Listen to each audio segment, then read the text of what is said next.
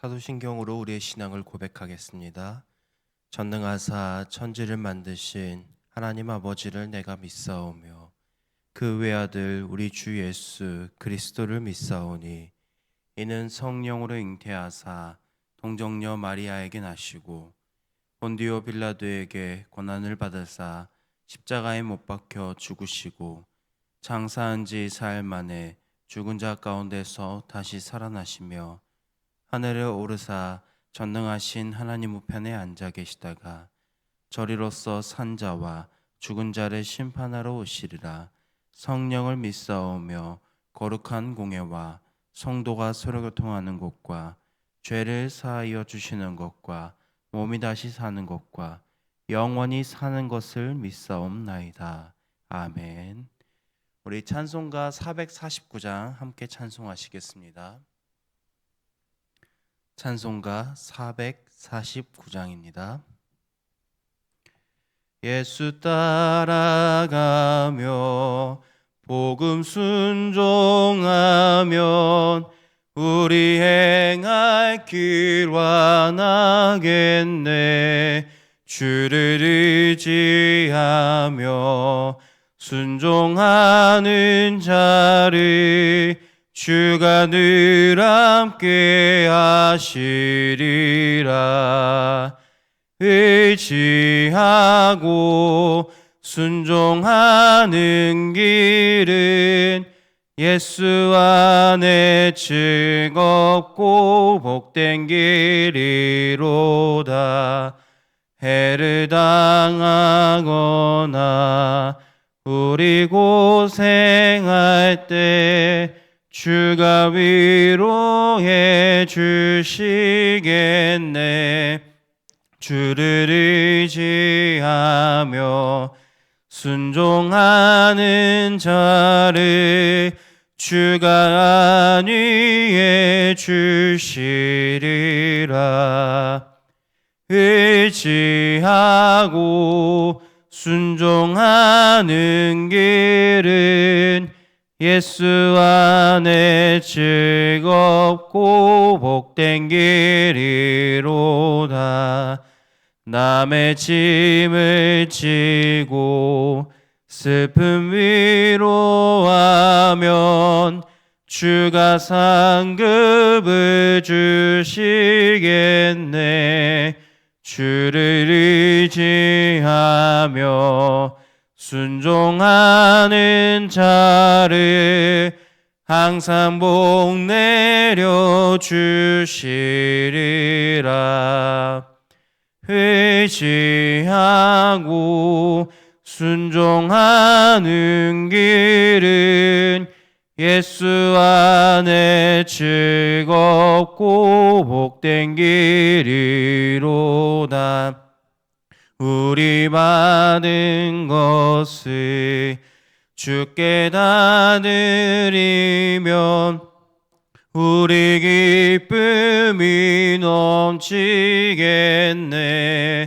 주를 의지하며 순종하는 자를 은혜 풍성케 하시리라. 의지하고 순종하는 길은 예수 안에 즐겁고 복된 길이로다. 주를 힘입어서 말씀 잘 배우고 주를 모시고 살아가세. 주를 의지하며 항상 순종하면 주가 사랑해 주시리라. 의지하고 순종하는 길은 예수 안에 즐겁고 복된 길이로다. 아멘. 참 좋으신 우리 아버지 하나님, 오늘도 우리에게 새 날을 허락해 주셔서 감사드립니다. 우리가 찬양을 통해 고백한 것처럼 예수님을 따라가는 그 삶이, 예수님을 닮아가는 그 삶이 우리에게 있어서 가장 즐겁고 복된 길임을 알게 하여 주시옵소서. 주님을 따라가는 그 길이 우리에게 있어서 가장 즐거움이 되었을 때에 우리에게 말씀을 더욱더 잘 배울 수 있는 마음이 넘치게 하여 주시고, 하나님의 말씀을 기준으로 삼아 하나님이 우리에게 하신 그 사랑을 베푸신 일을 이웃에게도 전할 수 있는 그러한 삶을 살게 하여 주시옵소서. 우리가 주님을 따라가는 그 삶이 매일 즐거운 삶이면 좋겠지만 우리에게는 어려움이 있고 환난이 닥칠 때가 있습니다. 그 모든 순간에 주님께서 우리의 삶을 위로하여 주시고 우리에게 모든 그 슬픔을 위로하여 주시고 또 기쁨이 넘칠 수 있도록 우리의 마음을 평안하게 하시는 하나님의 은혜를 경험하며 그 사랑 또한 전하며 살아갈 수 있는 우리 모두 되게 하여 주시옵소서. 말씀을 듣고 기도하기 위해 모인 모든 성도님들을 하나님께서 기억하여 주시옵시고 모든 간구를 들으시고 하나님의 때와 방법으로 응답하여 주시옵소서. 거룩하신 예수님의 이름으로 기도합니다. 아멘. 하나님의 말씀 이사야 5장 1절에서부터 17절 말씀입니다. 하나님의 말씀 이사야 5장 1절에서부터 17절 말씀입니다. 한 절씩 교독하겠습니다. 나는 내가 사랑하는 자를 위하여 노래하되 내가 사랑하는 자의 포도원을 노래하리라. 내가 사랑하는 자에게 포도원이 있으며 심히 기름진 사내로다.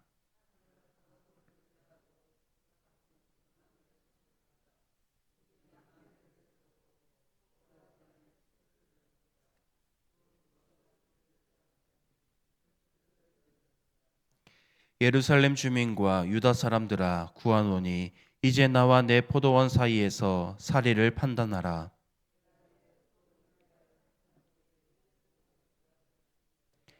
내가 좋은 포도 맺기를 기다렸거늘 들포도를 맺음은 어찌 됨인고. 이제 내가 내 포도원에 어떻게 행할지를 너희에게 이르리라. 내가 그 울타리를 걷어 먹힘을 당하게 하며 그 담을 헐어 짓밟히게 할 것이요.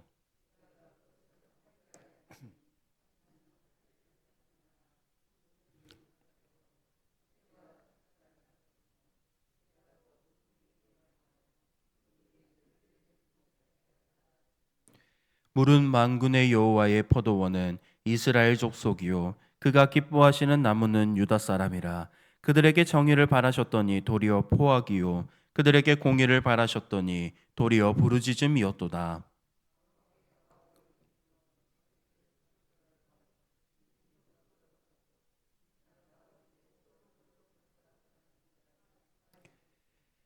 만군의 여호와께서 내 귀에 말씀하시되 정령이 허다한 가옥이 황폐하리니 크고 아름다울지라도 거주할 자가 없을 것이며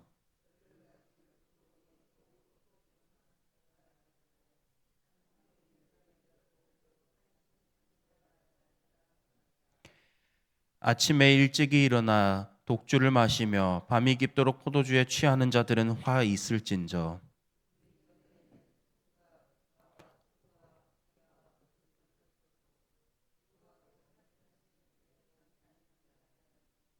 내 손으로 하신 일을 보지 아니하는도다. 그러므로 내 백성이 무지함으로 말미암아 사로잡힐 것이요 그들의 귀한 자는 굶주릴 것이요 무리는 목마를 것이라.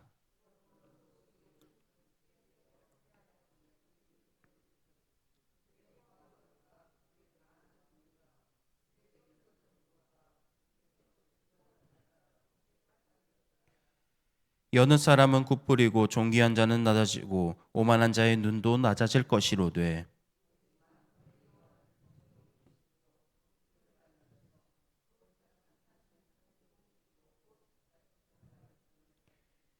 함께 읽겠습니다. 그때에는 어린 양들이 자기 초장에 있는 것 같이 풀을 먹을 것이요 유리하는 자들이 부자의 버려진 밭에서 먹으리라. 아멘. 오늘 본문은 마치 한 편의 노래처럼 시작합니다. 처음에는 아름다운 사랑의 노래로 들립니다.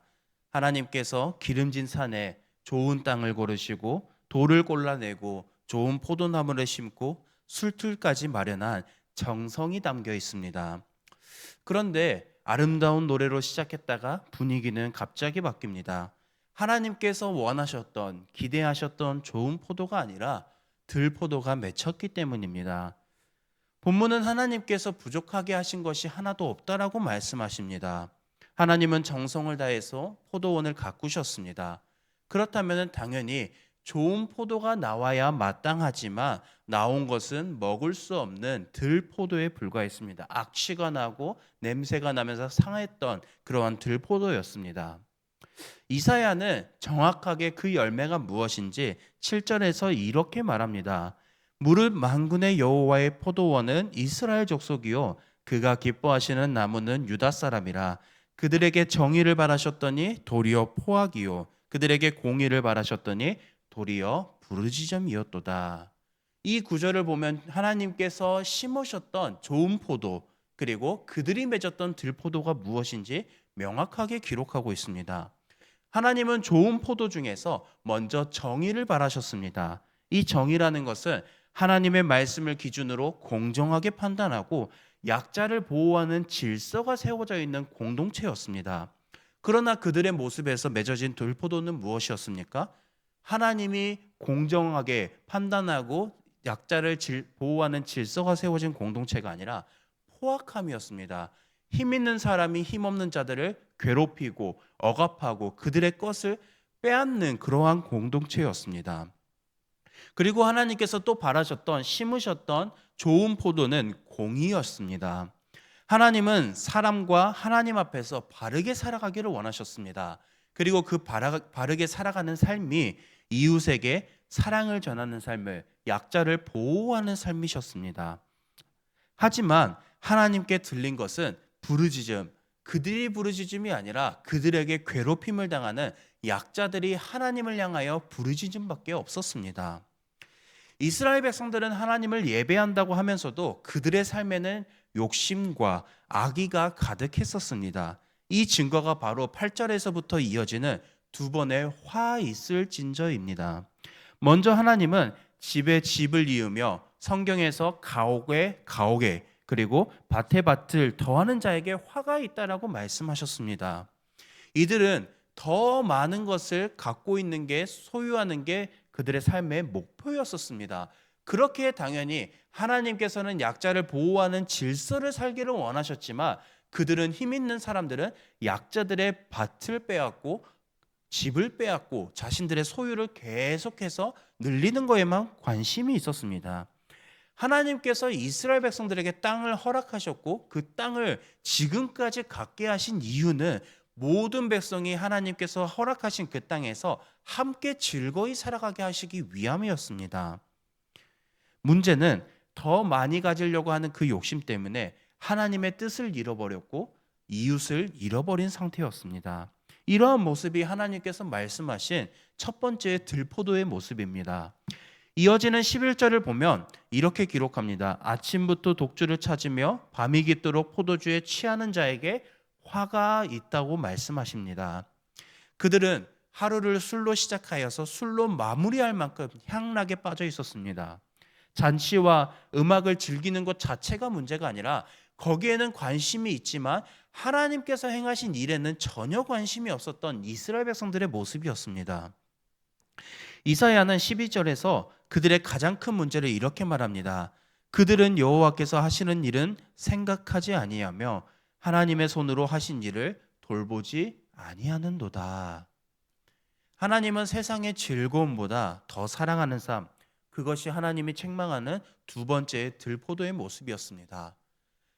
본문을 간략하게 요약해 보면 결국 두 번의 화 있을진저는 같은 문제를 말합니다. 그들은 하나님이 행하신 일과 하나님이 그들을 세우신 그 마음에 기초하는 것이 아니라 소유의 마음을 빼앗겼고 자신들의 즐거움에 쾌락의 마음을 빼앗겼었습니다.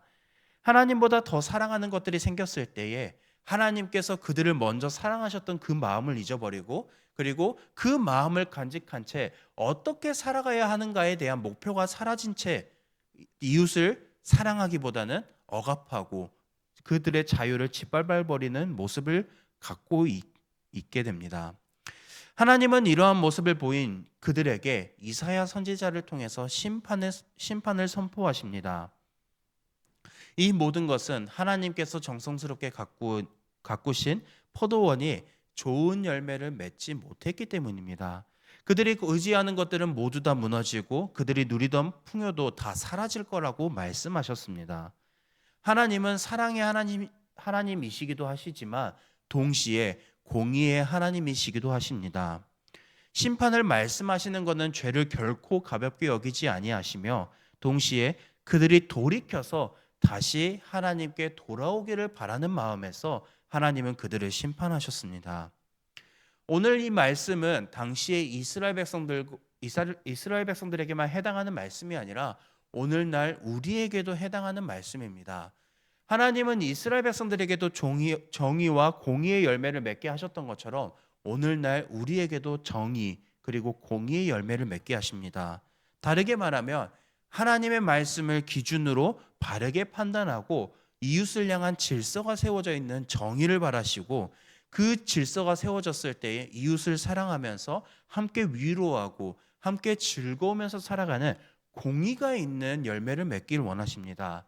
왜냐하면 하나님이 먼저 우리를 그렇게 사랑하셨고 그 사랑은 오늘 그리고 앞으로도 계속해서 이어져 가고 있기 때문인 것입니다. 하나님의 말씀을 돌이켜보면 하나님은 우리에게 무언가를 요구하기 전에 먼저 사랑하셨습니다. 우리가 무언가를 하기 전에 앞서서 먼저 예수 그리스도를 이 땅에 보내주셔서 우리를 사랑한다고 증명해 주셨습니다. 그리고 우리와 항상 함께 하시며 우리와 항상 붙들고 계시고 지키신다라고 말씀하셨습니다. 이러한 하나님의 사랑이 선행되고 나서 우리에게 무언가를 살아가라고 말씀하십니다. 바라기는 오늘 이스라엘 백성들의 모습이 나의 모습은 아닌지를 점검하며 하나님의 사랑을 닮아서 이웃을 사랑하고 하나님 앞에서 바르게 살아가는 우리 모두가 되길 간절히 소망합니다. 그리하여서 오늘 하루도 하나님께서 우리에게 먼저 주신 사랑을 내 이웃에게 흘려보내며 하나님께서 기뻐하시는 좋은 열매를 맺어가는 우리 모두가 되기를 간절히 소망합니다. 들은 말씀을 기억하면서 우리 먼저 두 가정을 위해서 기도하겠습니다. 먼저 곽영애 집사님의 가정을 위해서 기도하겠습니다. 가족들이 건강할 수 있도록 그리고 하나님께 감사하며 기도하는 삶을 살아갈 수 있도록 믿음 생활을 잘 할 수 있도록 이어서 남태자 권사님의 가정을 위해서 기도하겠습니다. 자녀에게 근심되지 않는 부모가 될 수 있도록 자녀들이 하나님을 만나고 하나님 안에서 기뻐하는 삶을 살아갈 수 있도록 손주들이 바라는 일들이 이루어질 수 있도록 또 특별히 남태자 권사님 요양원에서 이렇게 지내고 계십니다. 건강하실 수 있도록 그 마음 가운데에 하나님이 항상 함께 하심을 기억하며 하나님의 나라를 소망으로 품고 살아가는 권사님의 삶이 될 수 있도록 이어서 들은 말씀과 우리가 속한 목장 식구와 전도회를 위해서 그리고 개인의 기도 제목으로 우리 이 시간 함께 기도하겠습니다.